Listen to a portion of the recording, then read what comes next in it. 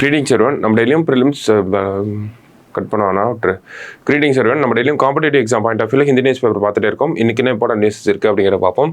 So இன்னைக்கு news பேப்பரில் நமக்கு கண்டென்ட்ஸ் ஒன்றுமே இல்லை சரிங்களா. ஒரே ஒரு இம்பார்ட்டண்ட்டான விஷயம் மட்டும் தான் இருந்துச்சு எக்ஸ்பிளைனர் பேஜில். ஸோ அதை மட்டும் தான் பார்க்க போகிறோம்.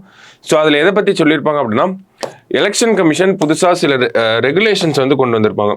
எதை சார்ந்த ரெகுலேஷன்ஸ் அப்படின்னு பார்த்தோம்னா, நமக்கு இந்த டிசேபிள்டு பீப்புள்ஸும் ஓல்டர் பீப்புள்ஸும் இருக்காங்க இல்லையா, அவங்கெல்லாம் வீட்டில இருந்தே ஓட் பண்ணுற மாதிரியான ஒரு சில ரெகுலேஷனை கொண்டு வந்திருக்காங்க.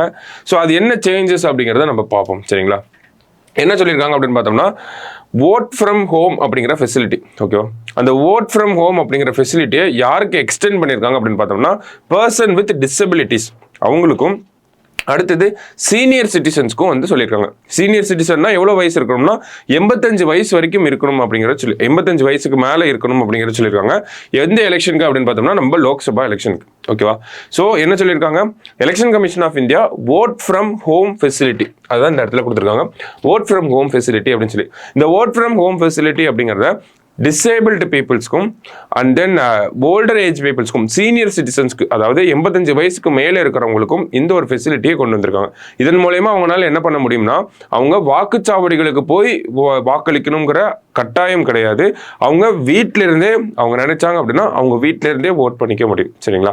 அதுக்கு சில நடைமுறைகள் இருக்கு, அந்த நடைமுறைகளை பின்னர் பார்ப்போம் நம்ம. இதுதான் அந்த ஃபெசிலிட்டி. ஓட் ஃப்ரம் ஹோம்னா என்னன்னா, வாக்குச்சாவடிகளுக்கு போய் வாக்களிக்காம வீட்டிலிருந்தே வாக்களிச்சுக்கலாம். யாரெல்லாம் அப்படின்னு பார்த்தோம்னா, 40% மேல மாற்றுத்திறனாளியா இருக்கவங்க, 40% ஆஃப் டிசபிலிட்டி அப்படிங்கிற சொல்லுவாங்க. அண்ட் தென் 85 இயர்ஸ் ஆஃப் ஏஜுக்கு மேல இருக்கக்கூடிய மூத்த குடிமக்கள்லாம் இந்த ஒரு ஃபெசிலிட்டியை யூஸ் பண்ணிக்கலாம் சரிங்களா. ஸோ அந்த வகையில் பார்க்குறப்போ நமக்கு எத்தனை லட்சம் சீனியர் சிட்டிசன்ஸ் இருக்காங்க அப்படின்னு பார்த்தோம்னா, இந்த ஒரு ஃபெசிலிட்டியை யூஸ் பண்ணுறதுக்கு எலிஜிபிளாக இருக்கக்கூடியவங்க எவ்வளோ பேர் அப்படின்னு பார்த்தோம்னா, 85 லேக் சீனியர் சிட்டிசன்ஸ் இருக்காங்க அப்படிங்கிற சொல்லுவாங்க. அதே மாதிரி 88 லேக் பர்சன் வித் டிசபிலிட்டிஸ் அப்படிங்கிற சொல்லுவாங்க. கிட்டத்தட்ட 85 லட்சம் மூத்த குடிமக்களும் 88 லட்சம் மாற்றுத்திறனாளிகளும் இந்த ஒரு திட்டத்தின் மூலயமா பயனை அடைகிறதுக்கு நிறைய வாய்ப்புகள் இருக்கு. ஓகேங்களா, ஏன்னா இது வந்து ஒரு வாலண்டரி தான், கட்டாயம் வீட்டிலேருந்தே ஓட் பண்ணணும் அப்படிங்கிறது கிடையாது. ஸோ இந்த ஆப்ஷனை எக்ஸசைஸ் பண்ணாங்க அப்படின்னா அவங்க வீட்டிலேருந்தே ஓட் பண்ணிக்கலாம் சரியா. ஸோ அதுதான் இந்த இடத்துல கொடுத்துருப்பாங்க. எலிஜிபிலிட்டி என்ன அப்படின்னு பார்த்தோம்னா, 40% ஆஃப் டிசபிலிட்டி இருக்கணும். இதே சீனியர் சிட்டிசனாக இருந்தால் 85 இயர்ஸ் ஆஃப் ஏஜுக்கு மேலே இருக்கணும். ஓகேவா, ஸோ அது என்ன பண்ண போகிறாங்க அப்படின்னு பார்த்தோம்னா, எலெக்ஷன் கமிஷன் ஆஃப் இந்தியா இந்த லோக்சபா எலெக்ஷன், அதாவது இந்த வருஷம் தான் அந்த அப்பர் ஏஜ் லிமிட், மூத்த குடிமக்களுக்கான அந்த அப்பர் ஏஜ் லிமிட் அப்படிங்கிறத இன்க்ரீஸ் பண்ணியிருக்காங்க. முன்னாடிலாம் 80 இருந்துச்சு, இப்போ 85 இன்க்ரீஸ் பண்ணியிருக்காங்க அப்படிங்கிறத சொல்லியிருக்காங்க. நமக்கு தெரியும், நமக்கு அந்த வாக்குச்சாவடியில் இருக்கக்கூடியவங்க, மீடியா பர்சன்ஸு, அடுத்தது போலீஸ் ஆஃபீஸர்ஸ், ஆர்ம்டு ஃபோர்ஸில் இருக்கவங்க, இந்த மாதிரியான ஆட்கள்லாம், இந்த ரிட்டர்னிங் ஆஃபீஸர், போலிங் ஆஃபீஸர், இவங்க எல்லாருமே வந்து போஸ்டல் ஓட்டிங் அப்படிங்கிறத பண்ணுவாங்க. ஓகேவா, ஸோ அதுக்கும் இதுக்கும் நிறைய டிஃப்ரென்ஸ் இருக்கு. போஸ்டல் ஓட்டு, தபால் ஓட்டுங்கிறது வேற, இது வந்து வீட்டுக்கே வந்து நம்ம வீட்டில் இருக்கக்கூடிய தாத்தா பாட்டிங்க கிட்ட ஓட்டை வாங்கிட்டு போவாங்க. ஓகேவா, ஸோ இந்த ஒரு ப்ராசஸ் எப்படி இருக்கும் அப்படின்னு பார்த்தோம், நமக்கு பார்த்தோம் யாரெல்லாம் எலிஜிபிள் அந்த மாதிரியான விஷயங்கள் பார்த்தோம். இந்த ப்ராசஸ் எப்படி நடக்கும் அப்படின்னு பார்த்தோம்னா, ஃபார்ம் 12Dன்னு ஒரு ஃபார்ம் இருக்கு. ஓகேங்களா, ஸோ அந்த ஃபார்ம் 12Dயை யூஸ் பண்ணி தான் நம்ம இந்த ஒரு ப்ராசஸ்க்கு அப்ளை பண்ண முடியும். அது என்ன ப்ராசஸ் அப்படின்னு பார்த்தோம்னா, நம்ம ஃபார்ம் 12D அப்படிங்கிறது எலெக்ஷன் கமிஷன் ஆஃப் இந்தியா தேர்தல் ஆணையம் அந்த வெப்சைட்ல இருந்து டவுன்லோட் பண்றோம்.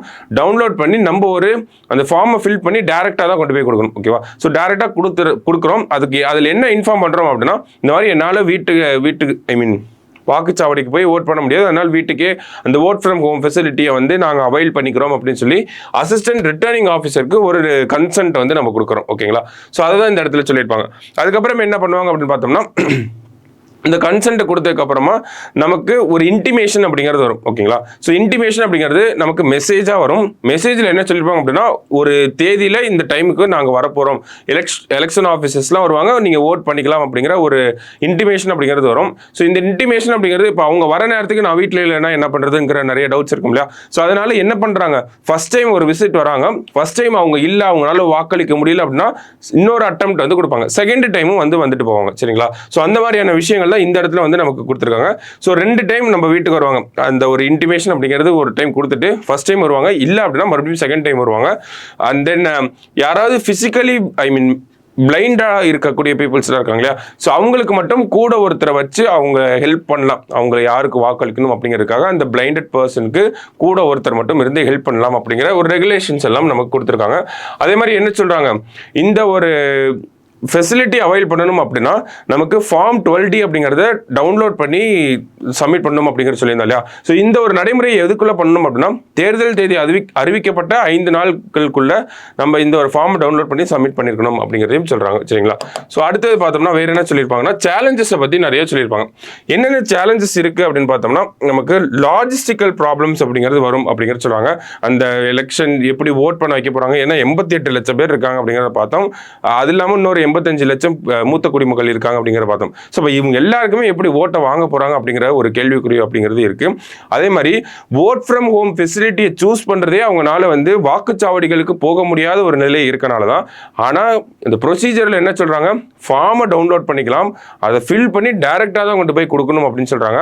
ஸோ அப்போ இந்த இடத்துல அந்த ஒரு ஓட் ஃப்ரம் ஹோம் அப்படிங்கிற ஃபெசிலிட்டியோட அந்த ஒரு ஸ்கீமோட அப்ஜெக்டிவே ஃபெயில் ஆகுது அப்படிங்கிறத சொல்கிறாங்க. ஏன்னா அவங்களால வாக்குச்சாவடிக்கு போக முடியாதனால தான் வீட்டில இருந்து ஓட்டு போடுறதுக்காக அந்த ஃபார்ம் டவுன்லோட் பண்ணுறாங்க.